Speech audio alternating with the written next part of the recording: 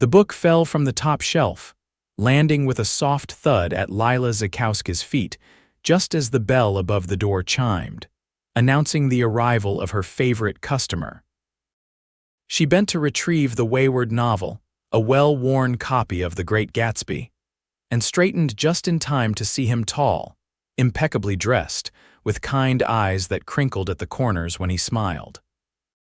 And he was smiling now, that same gentle expression he wore every weekday at precisely 12:15 when he visited Timeless Tales, the small bookstore where Lilah had worked for the past 3 years.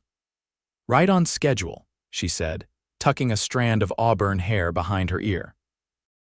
Kade Remington nodded, his gaze briefly dropping to the book in her hands. "Fitzgerald, good choice. It practically jumped off the shelf for you," Lilah joked, placing the book on the counter between them. "Your usual browse today, or are you looking for something specific?" "Just browsing," he replied, removing his tailored wool coat. Outside, Chicago's November wind howled, rattling the shop's old windows. "Though I'm always open to recommendations." Lilah watched as he moved toward the literature section, his fingers trailing along book spines with reverence. There was something different about the way he handled books, respectful, almost intimate. She'd noticed it from the first day he'd wandered in 6 months ago, looking slightly lost but immediately at home among the stacks. She knew little about him beyond his name, which she'd learned when he'd purchased a rare edition of Hemingway's A Movable Feast after his 3rd visit. He worked somewhere nearby. He always came during lunch, and he loved classics, though occasionally ventured into contemporary literature. He never rushed, even when his lunch hour was clearly dwindling, and he smelled like expensive cologne and winter air. What Lilah didn't know was that the man who spent his lunch hours quietly browsing her shelves was Kade Remington, founder and CEO of Remington Investments, a financial firm worth billions with headquarters just 2 blocks away. She didn't know that he could purchase every book in her store without making a dent in his bank account, or that his office occupied the entire top floor of a glass skyscraper with views of Lake Michigan. Kade preferred it that way. In his world of boardrooms and business deals, people treated him differently once they knew his net worth. Here, among dusty shelves and the comforting scent of paper and binding glue, he was just another customer. And Lilah was just the intelligent, beautiful bookseller with encyclopedic knowledge of literature who had somehow become the highlight of his day. "We just got in some new first editions," Lilah said, moving from behind the counter to join him in the classics section. "Including a lovely Dickens collection." Kade turned to face her, noticing how the soft light from the vintage chandelier caught the copper highlights in her hair. "Lead the way." She guided him to a glass case near the register where several leather-bound volumes rested on velvet cloth. "These arrived yesterday. The Great Expectations is particularly beautiful. May I?" he asked, and when she nodded, he carefully lifted the book, admiring the craftsmanship. "This is exceptional work." "I thought you'd appreciate it," Lilah said, then blushed slightly. "I mean, you seem like someone who values quality." Kade smiled. If she only knew that he'd built his fortune by recognizing quality in investments, in people, in opportunities. But here was something truly valuable that no amount of money could replicate. This moment, this connection over words written generations ago. "How much?" he asked. Lilah named a price that would make most casual customers balk. Kade didn't even blink. "I'll take it." As she wrapped the book carefully in acid-free paper, then protective bubble wrap, Lilah gathered her courage. "You know, we're having a literary event next Friday evening. Local authors, some wine, cheese, nothing fancy, but—" She shrugged, trying to appear casual. "If you're interested." Kade mentally consulted his calendar. He was supposed to be in New York for a major acquisition meeting, but suddenly that seemed far less important. "What time?" 7 to 9, after hours, obviously. "I'd like that," he said, accepting the carefully packaged book and handing over his credit card. Their fingers brushed, and Lilah felt a small jolt of electricity. She'd been fighting an attraction to this mysterious customer for months. telling herself it was silly to develop feelings for someone who merely spent his lunch breaks browsing books. Little did she know that Kade had rearranged meetings, pushed back conference calls, and once even left a potential investor waiting in his office, all to ensure he never missed his daily visit to Timeless Tales. Not just for the books, but for those few precious minutes with the woman who saw him as just a man who loved literature, rather than a financial titan whose decisions affected markets. Lilah handed back his card and receipt. "See you tomorrow." "Wouldn't miss it," Kade replied, and meant it more than she could possibly know. The following Monday brought freezing rain that turned Chicago into a slippery, miserable mess. Lilah stared out at the nearly empty street from behind the counter, wondering if even her regular customer would brave this weather for books. Business had been declining for months, and her boss, Lilah, the elderly owner of Timeless Tales, was considering selling. The thought made Lilah's chest tighten with anxiety. She loved this place with its creaky wooden floors and hidden reading nooks. It wasn't just a job, it was her sanctuary. At exactly 12:15, the bell chimed. Kade stepped inside, shaking water from his umbrella, his expensive shoes slightly wet from puddles. "I was beginning to think you might be the only sensible person in Chicago today and stay indoors," Lilah said. Kade smiled, setting his dripping umbrella in the stand by the door. "And miss my daily literary education? Never." "Well, you have the place to yourself today. Not even the college students have ventured out." He glanced around the empty store. "Their loss." Lilah nodded toward the small coffee station in the corner. "I just made a fresh pot." "Lilah always says books and bad weather require coffee."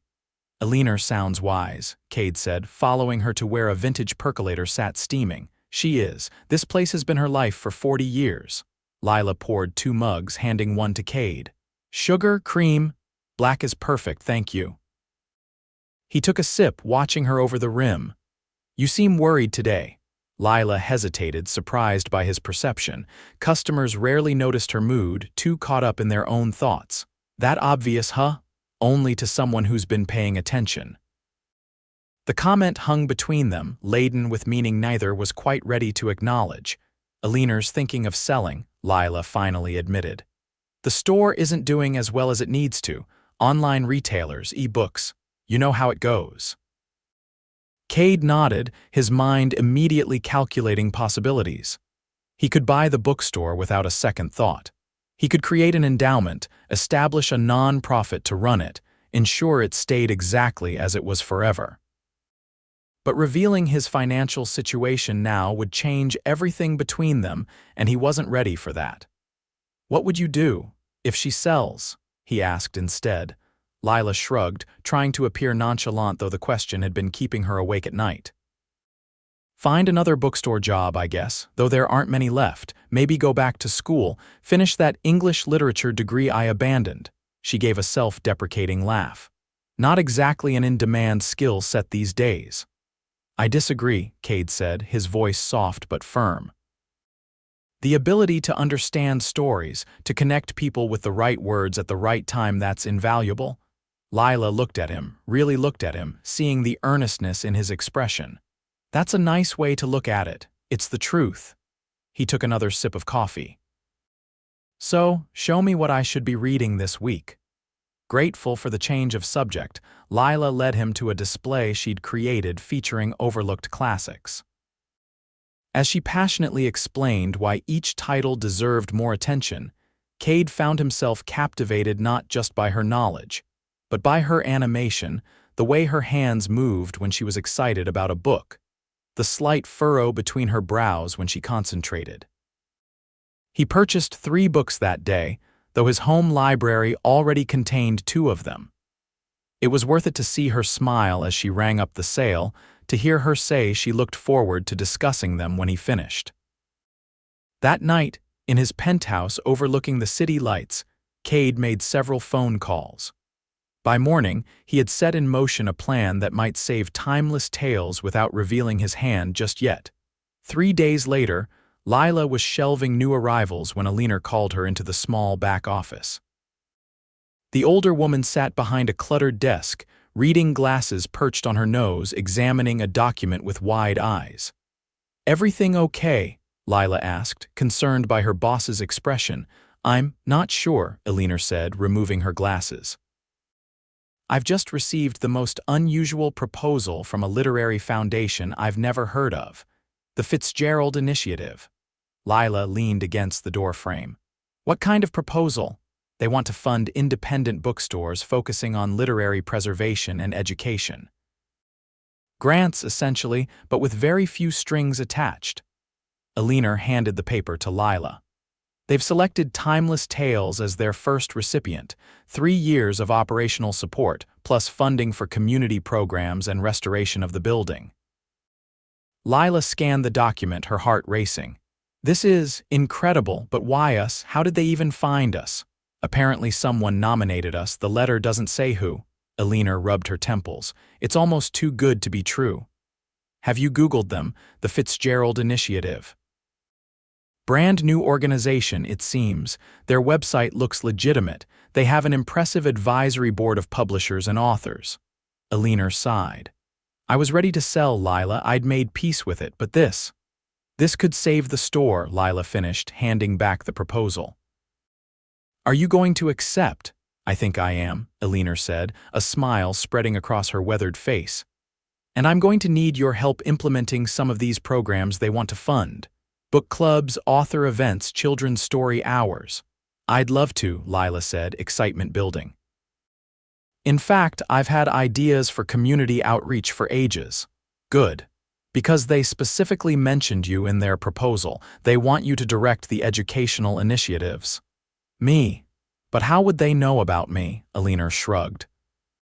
"Someone must have been impressed by that Shakespeare workshop you ran last summer. Word gets around." As Lilah returned to the sales floor, her mind was spinning with possibilities.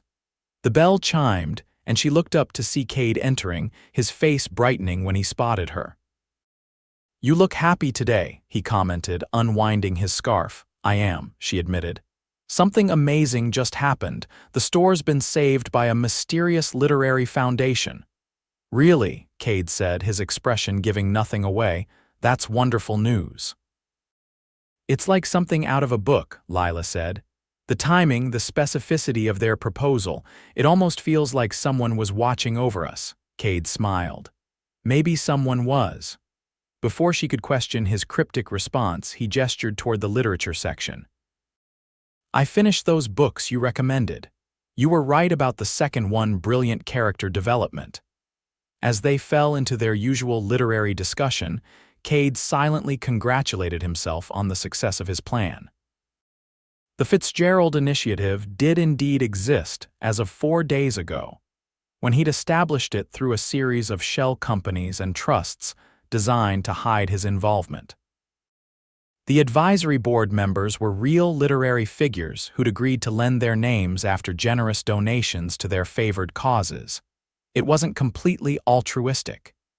Yes, he wanted to save the bookstore, preserve this haven of literature that meant so much to Lilah. But he also wanted to create a reason to see her more often, beyond his lunch hour visits. The grant stipulated quarterly reviews by foundation representatives, a role he intended to fill personally, once enough time had passed to make his involvement seem coincidental. What Kade hadn't anticipated was how the arrangement would transform Timeless Tales and Lilah over the coming weeks. With financial pressure lifted, Lilah gave Lilah free rein to implement her ideas. Soon, the store was hosting evening poetry readings, book club meetings, and literary discussions that drew increasingly larger crowds. Kade attended as many as his schedule allowed, watching from the back as Lilah blossomed into a confident literary guide. He also hadn't anticipated how much harder it would become to maintain his anonymity, as both his feelings for Lilah and his involvement with the store deepened. Each time she excitedly told him about a new initiative funded by the mysterious foundation, guilt mingled with his pleasure at seeing her so happy. 2 months after the Fitzgerald Initiative's grant, Kade arrived at his usual time to find Lilah absent from her post. Instead, Elinor greeted him with a knowing smile. "She's in the new reading room upstairs," the older woman said, "setting up for tonight's fundraiser." "Fundraiser?" Kade asked, genuinely surprised. "The grant should have covered all necessary expenses, not for us," Elinor clarified. "Lilah's organizing a benefit for the city's literacy programs. Using our space, but raising money for others. That girl has a heart bigger than her budget." Kade climbed the narrow staircase to the second floor, where a previously unused storage area had been transformed into a cozy reading room with comfortable chairs, good lighting, and walls lined with bookshelves. Lilah stood on a small stepladder, hanging twinkling lights along the ceiling beams. "Need a hand?" he asked, causing her to start and almost lose her balance. "Kade," she exclaimed, steadying herself. "You startled me." "Sorry," he said, moving quickly to hold the ladder. "Elinor said I'd find you up here." Lilah descended, standing closer to him than usual in the narrow space between furniture. "What do you think?" she asked, gesturing around the room. "It's finally finished. It's perfect," he said sincerely. "Exactly what a reading room should be." "Thanks to our mysterious benefactors," she said.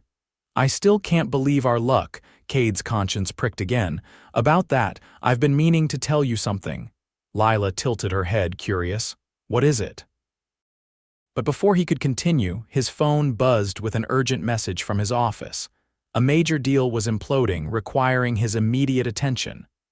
"I'm sorry," he said, checking the message. "I have to go, work emergency." "Of course," Lilah said, though disappointment flashed across her face. "Will you make it to the fundraiser tonight?" "I'll try," he promised, already heading for the stairs, mentally shifting from the man who browsed bookstores to the CEO who controlled billions. The emergency consumed his afternoon and evening, forcing him to miss the fundraiser. By the time the situation stabilized, it was nearly midnight. On impulse, Kade drove to the bookstore, not expecting to find anyone there but needing to be in the space that had become his refuge. To his surprise, a light still burned in the upstairs window. He tapped gently on the front door. Moments later, Lilah appeared, looking tired but pleased as she unlocked the door.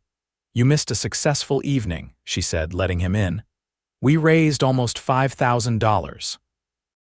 "That's wonderful," he said, following her upstairs where half-empty wine glasses and plates of cheese crusts evidenced the evening's festivities. "I'm sorry I couldn't make it. Work situation."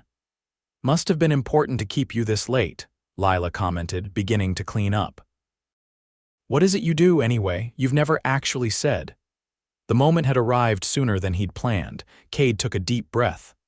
"I work in finance, investment management." Lilah nodded, gathering empty glasses. "That explains the nice suits, successful firm." "Very," he admitted, helping her clear a table. I own the company." This made her pause. "You're the boss. Impressive." "More than the boss," he said, knowing he had to continue now. "I'm the founder and CEO, Remington Investments." Lilah nearly dropped the glasses she was holding. "Remington? Wait, as in the Remington Tower downtown, the company that's always in the financial news," Kade nodded, watching her face carefully. "But that's..." Lilah set down the glasses carefully. "Kade, that company is worth billions. You're..."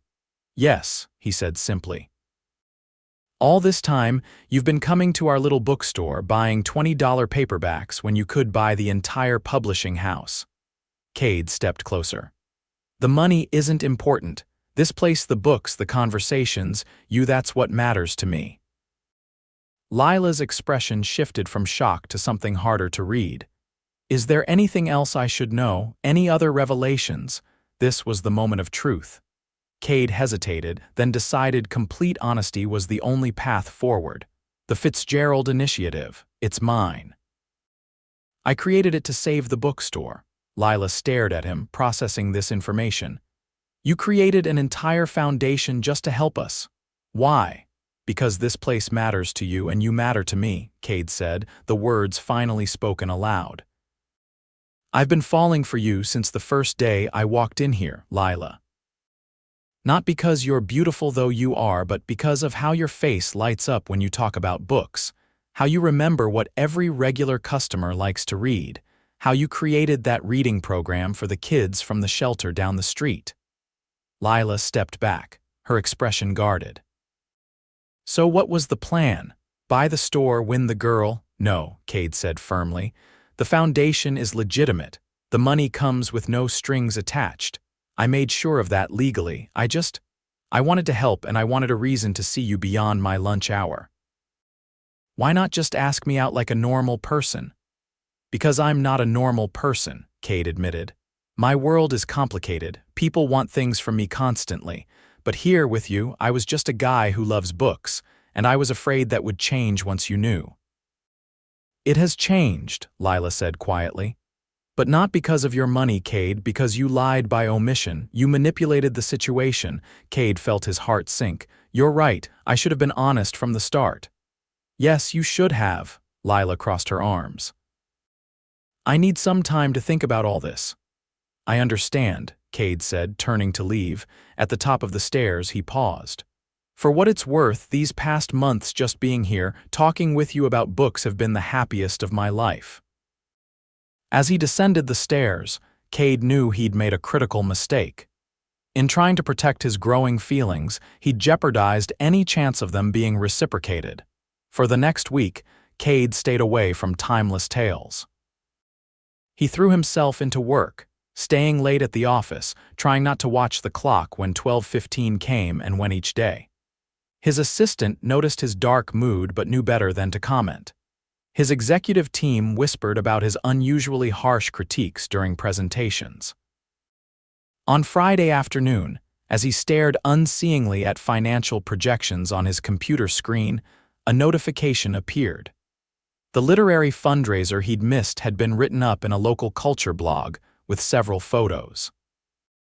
He clicked through them, his heart constricting when he found one of Lilah, animated as she discussed a book with an attendee, her passion evident even in a still image. A knock on his office door interrupted his thoughts. His assistant entered, looking puzzled. Sir, there's a woman here to see you. She doesn't have an appointment, but she's very insistent.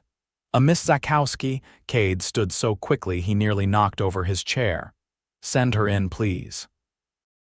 Moments later, Lilah entered his office, her eyes widening as she took in the expansive space with its floor-to-ceiling windows overlooking the city. She wore a simple dress and carried a tote bag emblazoned with a literary quote. Nice view, she said, walking to the window. Different from our dusty shelves. I prefer the shelves, Kade said honestly. Lilah turned to face him. I've been thinking about our conversation, about why you didn't tell me who you were. And I understand the appeal of being seen for yourself, not your bank account. She set her tote on a chair. But relationships, even friendships, need honesty, trust. I know, Kade said, coming around his desk but keeping a respectful distance. I should have told you sooner. I was going to that day upstairs before I got called away. Why did you come to the bookstore that first day? Lilah asked. Kade smiled at the memory. I had a meeting cancel. It was raining.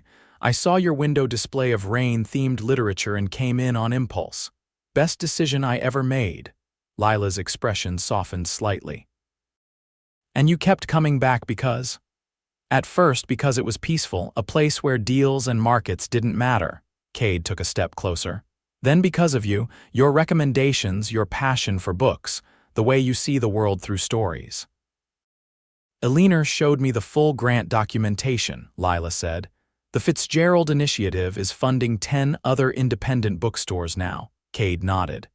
After I saw what it meant to you and Millionaire, I realized other stores must be struggling too, so I expanded the program. That's actually pretty wonderful, Lilah admitted. Using your resources to preserve something that matters. I meant what I said, Lilah. The grant has no strings attached. If you never want to see me again, the funding remains. Timeless Tales is safe. Lilah took a deep breath. I don't want that. The funding? Kade asked, confused. No, the never seeing you again part. She stepped closer. I've missed our literary discussions this week. The store feels empty at 12:15. Hope bloomed in Kade's chest. I've missed them too, missed you. "I brought you something," Lilah said, reaching into her tote bag. She pulled out a book, a first edition of The Great Gatsby, the novel that had fallen at her feet the day he'd arrived. It seemed fitting. Kade accepted the book carefully. "This is valuable. The store shouldn't lose such an asset. It's not from the store, it's from my personal collection. My grandfather gave it to me when I graduated high school." She touched the cover gently. "It's about wealth and love and missed connections. About seeing people for who they truly are beneath the trappings of their circumstances." "Lilah, I can't accept this." "You can if you agree to read it with me," she said. "Maybe over dinner, tomorrow night." Kade felt a smile spreading across his face. "Are you asking me on a date, Miss Zakowski?" "I am, Mr. Remington," she grinned. "Though I should warn you, I expect thoughtful literary discussion and complete honesty from now on." "I can promise both," Kade said, his heart lighter than it had been in days. "And I'll throw in excellent food as a bonus." They decided on a small Italian restaurant near the bookstore, neutral territory, where they could begin again on equal footing. Over pasta and wine, they discussed Fitzgerald's masterpiece, their conversation flowing easily from literature to life, revealing parts of themselves previously hidden. Kade spoke of building his company from nothing after his parents lost everything in a market crash, of his determination to create wealth that couldn't be taken away. Lilah shared her journey from a childhood filled with books to an adulthood dedicated to sharing that love with others, of abandoning a practical business degree to pursue her passion despite her parents' concerns. "So we're both rebels in our way," Kade observed as they shared tiramisu. "I wouldn't call becoming a billionaire rebellious," Lilah teased. "It is when you're expected to fail." He reached across the table, taking her hand. "Thank you for giving me another chance." "Thank you for saving the bookstore," she replied, "even if your methods were a bit roundabout." That night, he walked her home to her modest apartment, their goodbye a lingering kiss that promised more to come. As the weeks passed, their relationship deepened. Kade still visited the bookstore at lunch, but now he also joined Lilah for dinner afterwards. He attended her literary events not as an anonymous patron, but as her proud partner. She occasionally accompanied him to business functions, bringing refreshing insight and genuine warmth to the often sterile world of high finance. 6 months after their first official date, Kade proposed in the upstairs reading room of Timeless Tales, surrounded by books and the soft glow of the string lights Lilah had hung that fateful night. Lilah gave them her blessing and a first edition of Pride and Prejudice as an engagement gift.